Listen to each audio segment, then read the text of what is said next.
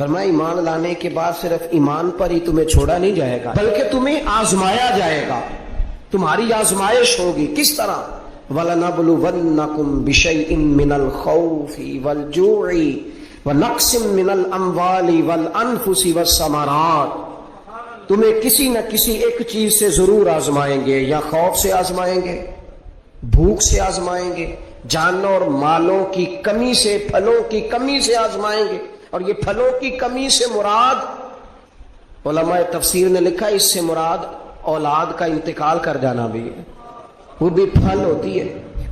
تمہیں آزمائیں گے اور اگر تم پورے اترے تو وَبَشِّرِ الصَّابِرِينَ، رب فرماتا ہے محبوب پھر صبر کرنے والوں کو میری رحمت کی خوشخبری سنا دے، پھر انہیں خوشخبری دے دے میرے کرم کی۔ میرے عزیز، زندگی میں آزمایا جائے گا۔ نبی اکرم نور مجسم شفیع معظم صلی اللہ علیہ وسلم کی بارگاہ میں حضرت خباب بن ارت رضی اللہ تعالیٰ عنہ حاضر ہوئے۔ حضور خانہ کعبہ کے ساتھ ٹیک لگائے بیٹھے تھے تو حضرت خباب عرض کرنے لگے، یا رسول اللہ اتنی تکلیفیں آ رہی ہیں، کافر اتنا ستا رہے ہیں، ہمیں پریشان کیا جا رہا ہے، ہم سخت آزمائش میں، حضور آپ اللہ کی بارگاہ میں دعا کیوں نہیں کرتے ہمارے لیے؟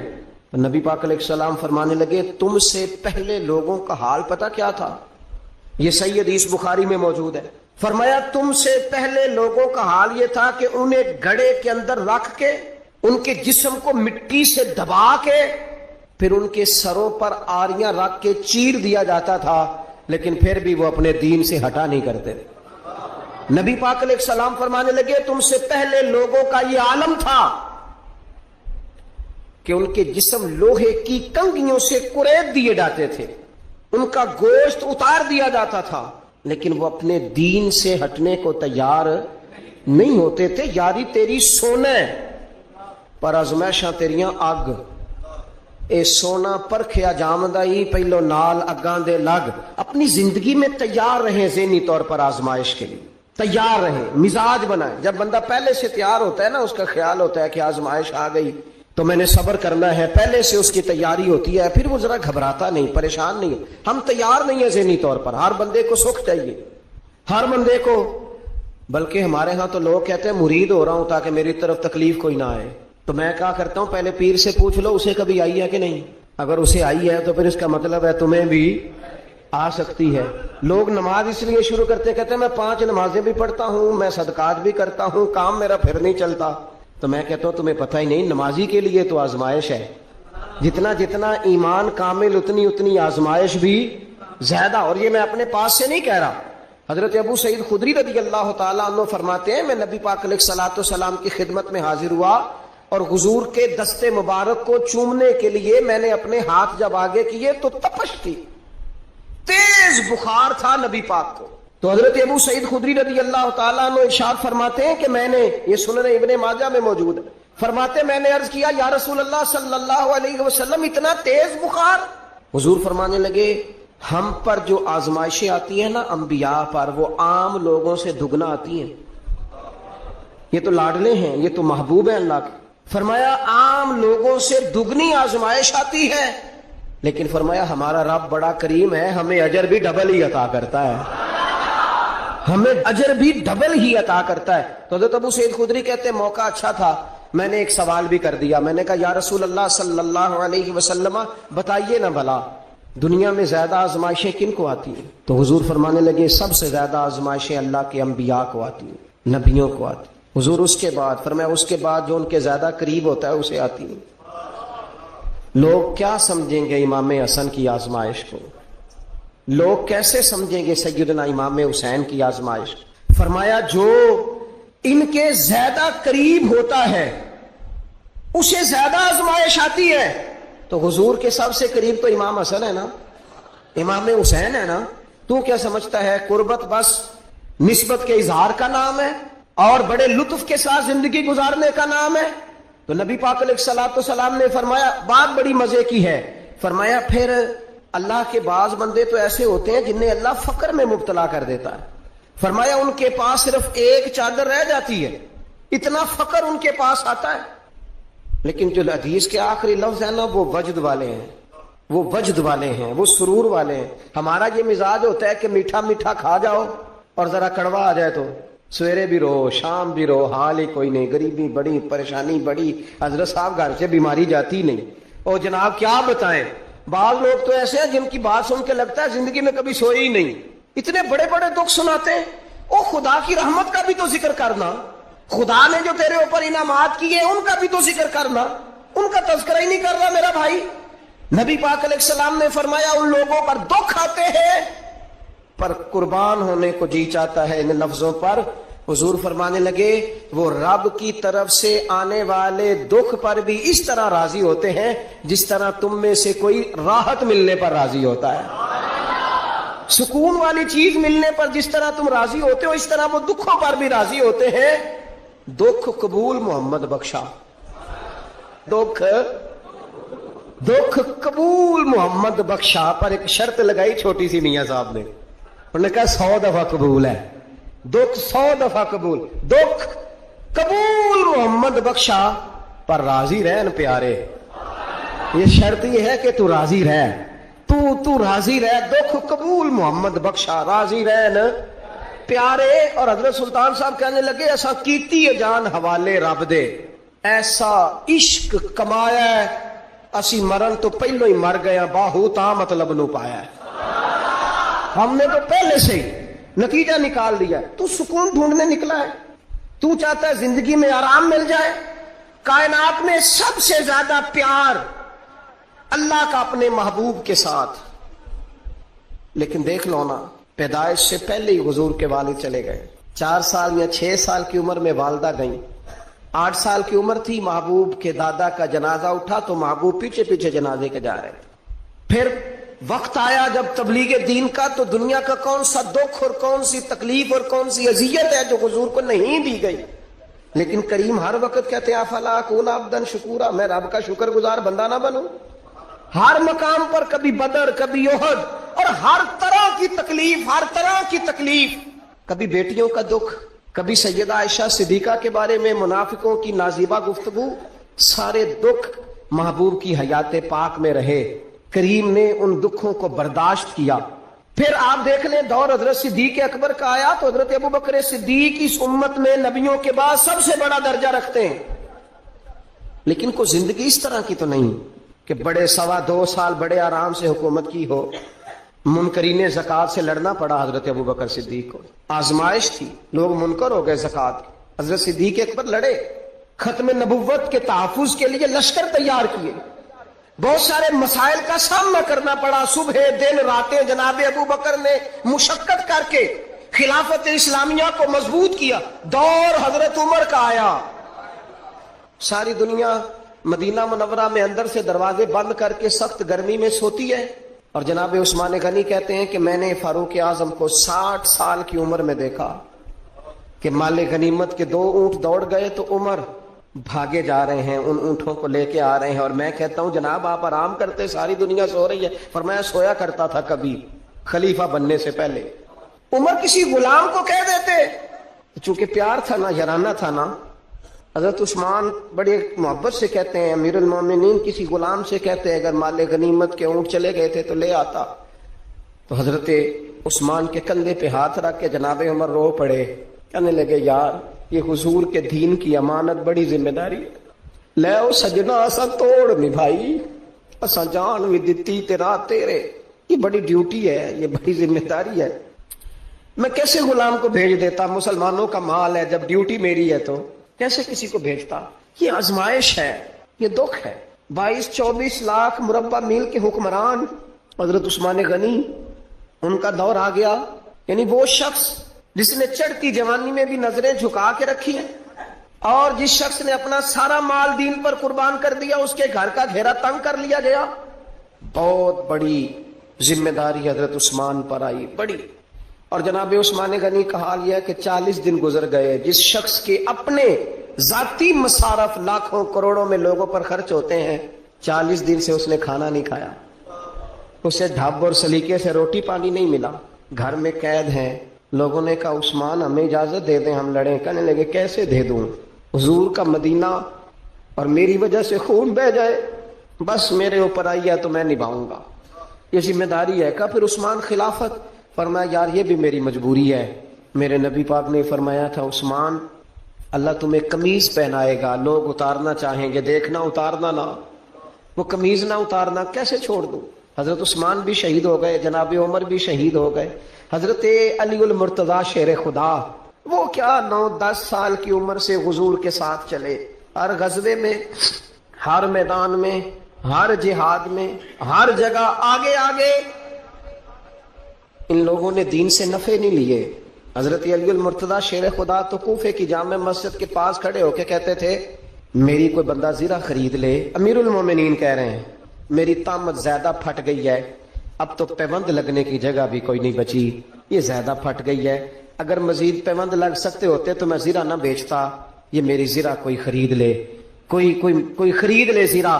حضرت مولا علی شیر خدا 63 سال کی عمر مبارک، اور جب کوفے میں آپ کو خنجر لگا، زخم لگا تو لوگ بیٹے کو بلاتے ہیں، آواز دیتے ہیں، لیکن جناب شیر خدا مولا علی مرتضیٰ مشکل کشا حل عطا حضرت علی المرتضیٰ شیر خدا زیر لب ہلکا سا مسکرائے، ادھر دیکھیے گا، اور مسکرا کے پتہ کیا فرمانے لگے، کہنے لگے فزت برب الکعبہ، لو بھائی کعبے کے رب کی قسم علی کامیاب ہو گیا ہے، کامیابی مل گئی۔ آج بات امام حسن کی آئی، امام حسن کو زہر دیا گیا، انتڑیاں نہ کٹ کٹ کے باہر گر رہی، اس شہزادے کی جس نے حضور کی گود میں عمر گزاری، محبوب کے کندھوں پہ رہنے والے حسن ابن علی۔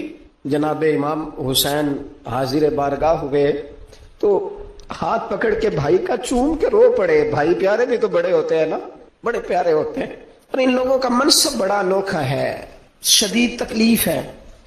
تو امام حسین کہتے ہیں میرے بھائی حسن بتائیے آپ کو زہر کس نے دیا؟ رو کے پوچھتے ہیں، بھائی کا ماتھا چوم کے امام حسن رو پڑے، کہنے لگے حسین میری مجبوری ہے، میں تمہیں نہیں بتاؤں گا۔ کہا کیوں؟ فرمانے لگے اس لیے کہ اگر وہ نہیں جس پر مجھے شک ہے تو پھر کسی بے گناہ کا نام کیسے لے دوں، اور اگر وہی ہے نا جس پر مجھے شک ہے تو پھر میں تمہیں نہیں بتاؤں گا، میرا رب بڑا بہتر انتقام لینے والا ہے، پھر بھی نہیں بتاؤں گا، کیا کروں، کیسے بتا دوں، مصطفیٰ کا نواسا ہوں، میں پڑھتے ڈالنے والی ماں کا بیٹا، میں شیر سے زیادہ جگر رکھنے والے علی کا پتر، میں کیسے بات کر دوں، بس زخم پہ زخم کھا کے جی، خونے جگر کے گھونٹ پی، اور سجنا آہ نہ کر لبوں کو سی، یہ عشق ہے کوئی دل لگی نہیں۔ میرے نبی پاک صلی اللہ تعالی علیہ وآلہ وسلم نے ارشاد فرمایا اللہ تعالیٰ دین میں جو لوگ سخت ہوتے ہیں نا ان پر مشکلیں بھی سخت ڈالتا ہے۔ یہ حدیث پاک آپ کو مسند امام احمد بن حنبل میں ملے گی، ابن ماجہ ترمذی میں ملے گی۔ فرمایا جتنا کوئی دین میں سخت ہوتا ہے اتنی اس کی مشکلات بھی سخت ہوتی ہیں، اور جتنا کوئی نرم ہوتا ہے اتنی اس کی مشکل بھی تھوڑی ہوتی ہے۔ حسین ابن علی بڑے سخت تھے نا دین میں، جاندار تھے نا دین کے معاملے میں، اللہ نے مشکل ڈالی۔ امام علی مقام کی باری آئی، بڑی منت کی حضرت عبداللہ ابن عمر نے، رو کے کہا حسین نہ جاؤ، تو امام حسین رضی اللہ تعالیٰ عنہ نے فرمایا نہیں اب میری ڈیوٹی لگی ہے تو جانا تو میں نے ہے نا، ذمہ داری تو پوری کرنی ہے۔ امام علی مقام رضی اللہ تعالیٰ عنہ نے اس ساری مشقت کو دیکھا، گھر چھوڑنا بڑا مشکل کام ہے، گھر چھوڑنا، جہاں انسان رہا ہوتا ہے نا والدین کے ساتھ، جہاں وقت گزارا ہوتا ہے، کبھی بندہ بوڑھا بھی ہو جائے تو خوابیں اپنے پرانے مکان کی آتی ہے، خواب بھی کبھی آئے نا تو وہیں گھومتا انسان اپنے آپ کو پاتا ہے، لیکن امام حسین نے کہا کہ بس اب وقت آیا ہے تو اب یہ چھوڑنا ہے۔ ہم نہ قربانی دیے بغیر پاس ہونا چاہتے ہیں، ہم کوئی مشقت سہے بغیر نمبر لینا چاہتے ہیں، ہم کوئی کام کیے بغیر رتبہ پانا چاہتے ہیں، ایسا ہوتا نہیں نا، یہ ممکن نہیں۔ آپ تاریخ پڑھے نا انبیاء کی، حضرت نوح علیہ السلام نے 950 سال محنت کی ہے، اور میں سورہ ہود دیکھتا ہوں تو میں وہ انداز دیکھتا ہوں جس طرح کفر ان سے بات کرتا تھا، بڑی جدوجہد کی حضرت نوح نے، لیکن پتہ ہے دکھ اس سے بڑا کیا دیکھا، اپنا بیٹا ہی کافر ہو گیا۔ مالک امتحان ڈالتا ہے تو بڑے بڑے، اور حضرت نوح نے اپنے بیٹے کو ڈوبتے دیکھا، کہا مالک میرا بیٹا، فرمایا نہیں یہ تیرا ہے ہی نہیں، تیرے طریقے پر نہیں تو تیرا کیسے ہوگا۔ کسی کی نسل کے لانے کے لیے تو اس کے عقیدے پر ہونا ضروری ہے، تیرا نہیں۔ حضرت نوح نے مشقت دیکھی، واتخذ اللہ ابراہیم خلیلا، ابراہیم اللہ کے پیارے ہیں نا، لیکن زندگی پوری پڑھ کے دیکھ لو، ساری کی ساری مشقت مصائب سے بھری ہوئی، آزمائشوں سے لدی ہوئی۔ کبھی انہیں قوم آگ میں ڈالتی ہے، اور کبھی 86 سال عمر ہو گئی تو اولاد کوئی نہیں، اور دعا مانگ کے رب بیٹا وہ دیتا ہے جس کی پیشانی میں نور محمدی چمکتا ہے۔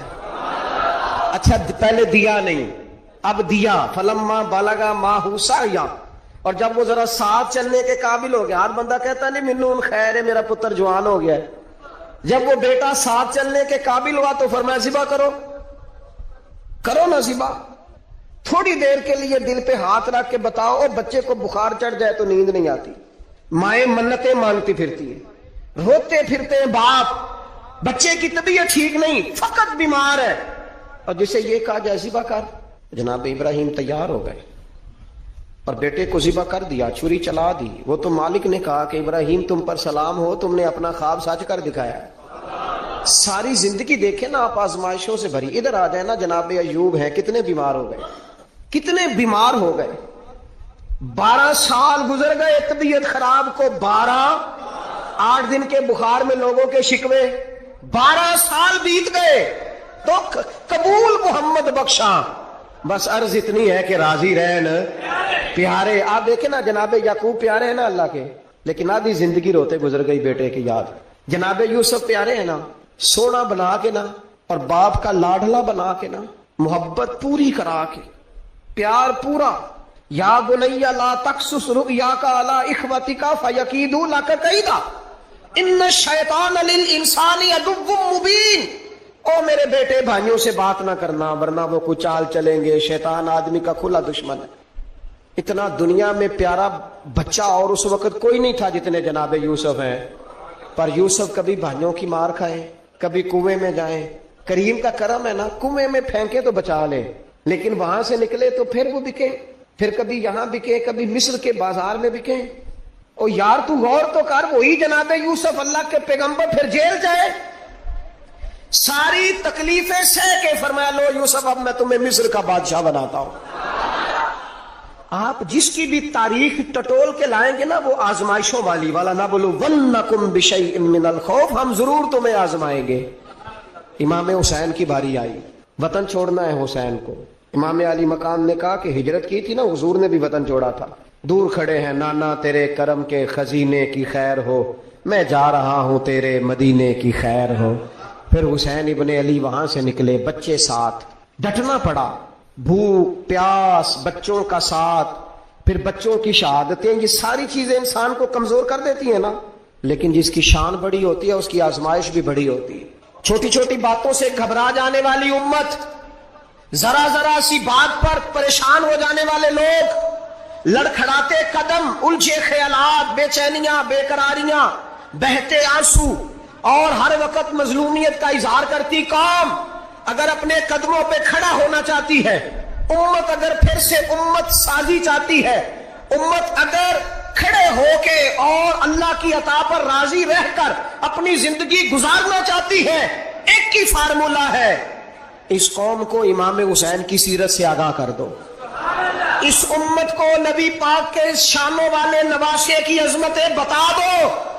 یہ جو لوگ سہمے سہمے، ڈرے ڈرے سے، پریشان سے، کمزور سے، غریبی کی بات کرتے، دیہاتی ہونے کی بات کرتے، سہمی سہمی باتیں کرتے، انہیں کہو ڈرو نا۔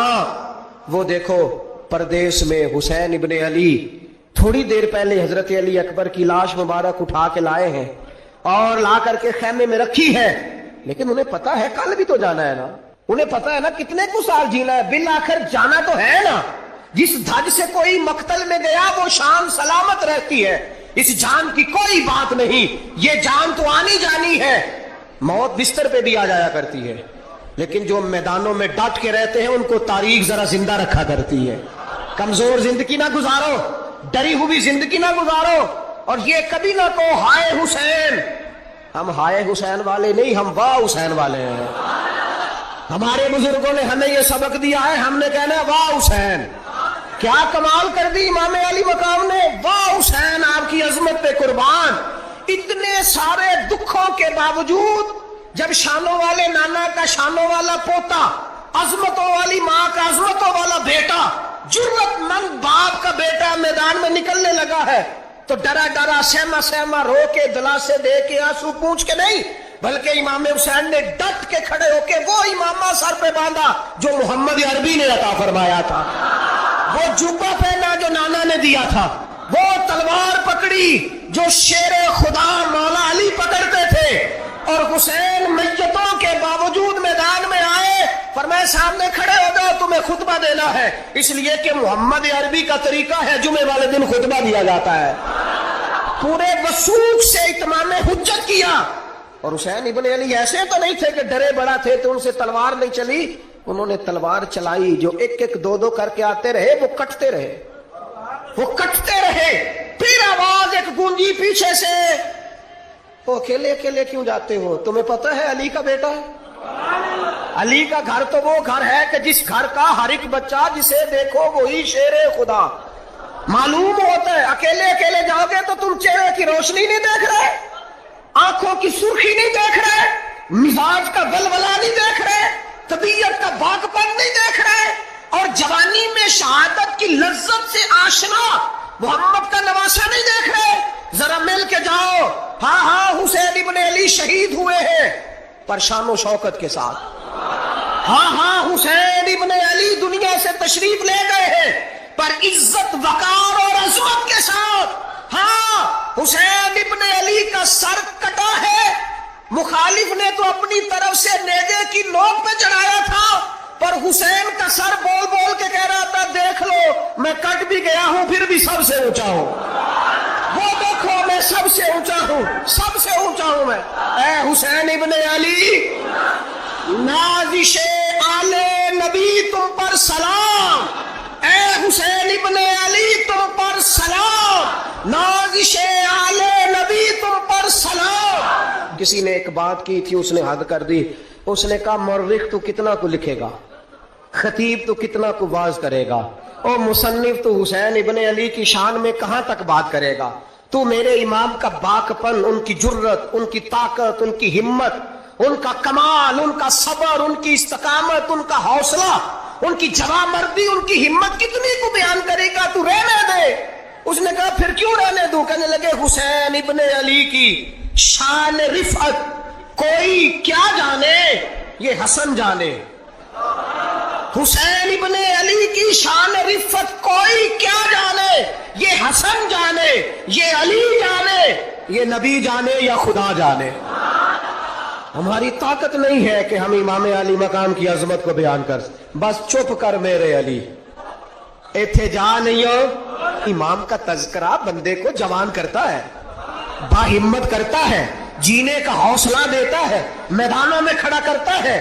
وہی ہے تیرے زمانے کا امام برحق جو تجھے حاضر و موجود سے بیزار کرے اور موت کی شکل میں دکھلا کے تجھے جلوہ یار زندگی تیرے لیے اور بھی دشوار کرے، اور پلٹنا جھپٹنا، جھپٹ کر پلٹنا یہ لہو گرم رکھنے کا ہے ایک بہانہ۔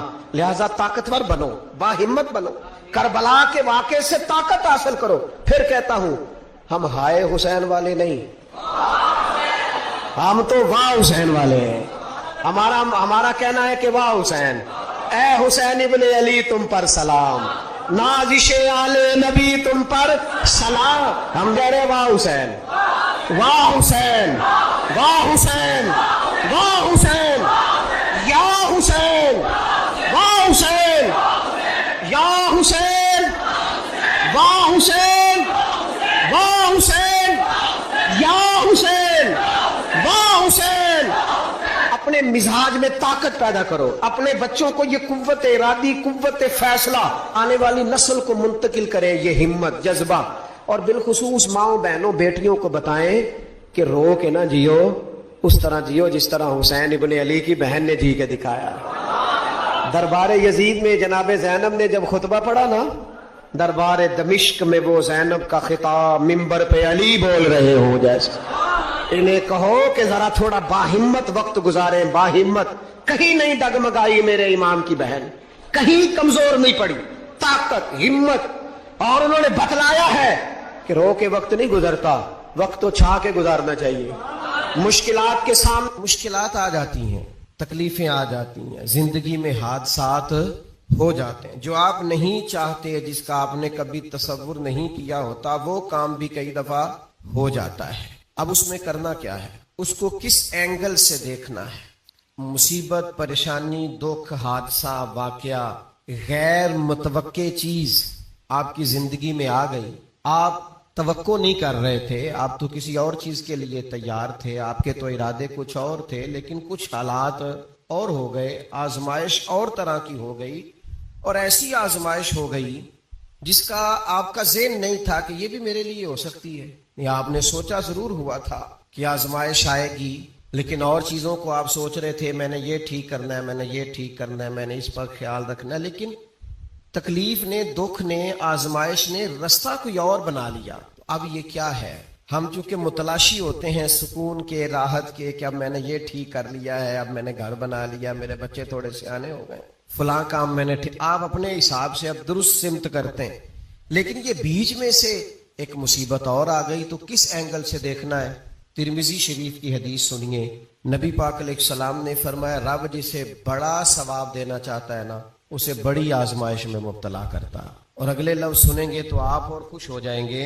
हुजूर फरमाते हैं, जब अल्लाह ताला किसी कौम से मोहब्बत करता है ना, तो फिर उन्हें आजमाइश में डाल देता है। जो उस आजमाइश में रब से राजी रहे ना, रब भी उससे राजी रहता है। और जो उस आजमाइश में नाराज हो जाए ना, शिकवे करने लग जाए रब के, अल्लाह भी उससे नाराज हो जाता है। आजमाइशें तो आएंगी, दुख तो आएंगे, ये आ जाते हैं, इनका बड़ा मजा होता है। आपको पता है जख्मों का भी मजा होता है। जख्म ठीक होने पे आ जाए ना, कभी उस पर उंगली रख के देखे, मजा आता है। उस पर हल्की हल्की खारिश करने को जी चाहता है जख्म, लेकिन अगर पक्का हो जाए ना तो मजा देने लग जाता है। जख्मों को पका लो, जख्मों को पुख्ता कर लो, ये मजा देने लग जाएंगे। अगर आप जख्मों को पकाएंगे नहीं, कच्चा जख्म रिश्ता है, लेकिन पक्का हो जाए फिर मजा देता है। तकलीफ अगर आप समझें कि मेरे महबूब की तरफ से आई, वैसे महबूब पे गुस्सा नहीं आता, पता है आपको, जिससे प्यार हो जाए उसकी बुरी बातें भी इंसान को अच्छी लगती हैं, उसका ऐब नजर नहीं आता। आपको कभी ये अंदाजा हो जाए ना कि दुख जो आया है, तकलीफ जो आई है, राहत जो आई है, करम जो आया है, अता जो आई, तो ये आई है महबूब की तरफ से। यानी दुख आया है, आया किधर से है? अच्छा चले ठहरे, आप रुके, मैं बताता हूँ आपको। मैं एक दफा ना कुछ बीमार था ज्यादा, और मुनफरद बात ये, अनोखी बात ये कि मेरा एक बच्चा भी बीमार था, और उस पर थोड़ी सी मुश्किल ये कि कुछ छोटी मोटी इर्द गिर्द की परेशानियां भी थीं। ये तामीरी काम चल रहा है, फलाना काम चल रहा है, फलाना काम चल रहा है, तो समझ लें 5, 10, 20 चीजें इकट्ठी हो गई। तो मेरी तबीयत पर कुछ बोझ बन गया, दिल थोड़ा सा वजन महसूस करने लगा, और जरा थोड़ी सी बेचैनी और इस्तराब तबीयत में पैदा होने लगा। ये इनके बाद आ जाता है कभी कभी। तो उसकी तदबीरें, उसके मामलात भी मैं देख रहा था, लेकिन थोड़ा सा ना ज्यादा ज़हनी तौर पर मैं अपने आप को तकलीफ में महसूस करता था। तो एक रात मैं, तस्बीह मेरे हाथ में थी, तो मैं हस्बुनल्लाहु व निअमल वकील निअमल मौला व निअमन नसीर, इसका मैं वजीफा पढ़ रहा था। तो पढ़ते पढ़ते मैंने ना साइड चेंज की, रुख फेरा। अच्छा, कभी कभी ये होता है कि आपके अंदर से ही दुख उठ रहा होता है, और कई दफा आपके अंदर से ही सुख उठ आता है, जवाब आ जाता है। यानी आपका दिल भी तो मुफ्ती है ना, वो भी तो फतवे जारी करता है ना, आपकी रूह भी तो आलिम है ना, वो भी तो आपको मसले बताती है ना, आपका जहन भी बहुत बड़ा। ये कई दफा जब उदास होता है तो इसने कोई मायूसी सोच ली या तय कर ली, खुश होता है तो इसने अंदर से ही कोई नेमत तलाश ली। मैंने रुख चेंज किया तो मेरे अंदर से आवाज आई, यार तू बड़े बेवकूफ है, तेरा किसी जगह नाम लिख देते हैं लोग, वहां हजारों लोग जमा हो जाते हैं, मस्जिद में पंखे पूरे नहीं चलते, लोगों को कोई खास प्रोटोकॉल नहीं मिलता, सैकड़ों मसाजिद हैं, एयर कंडीशन और बड़ी बड़ी सहूलियात छोड़ के लोग तेरे पास आते हैं। कभी कभी मुस्कुरा पड़े तो बहुत सारे मुस्कुरा पड़ते हैं, कभी तबीयत में कोई थोड़ी खराबी आ जाए तो बहुत सारे लोग आंसुओं में भीग भीग कर दुआएं करते हैं। ये सारे दुख तेरे लिए बर्दाश्त की, और तेरे ऊपर थोड़ी सी कभी तकलीफ आती है तो तबीयत पे बोझ बनता है। अच्छा तू बड़ा रीस है, सुख सारे कबूल खुशी खुशी, और जरा 2, 4, 5 चीजें इकट्ठी हुई नहीं और दिल तेरा बेचैन हुआ नहीं, तू सियाना नहीं। अच्छा खुद ही टेंशन थी, بس رخ میں نے دوسری طرف کیا تو آوازیں دوسری آنی شروع ہو گئی. شام کو میں اٹھ کے بیٹھ گیا.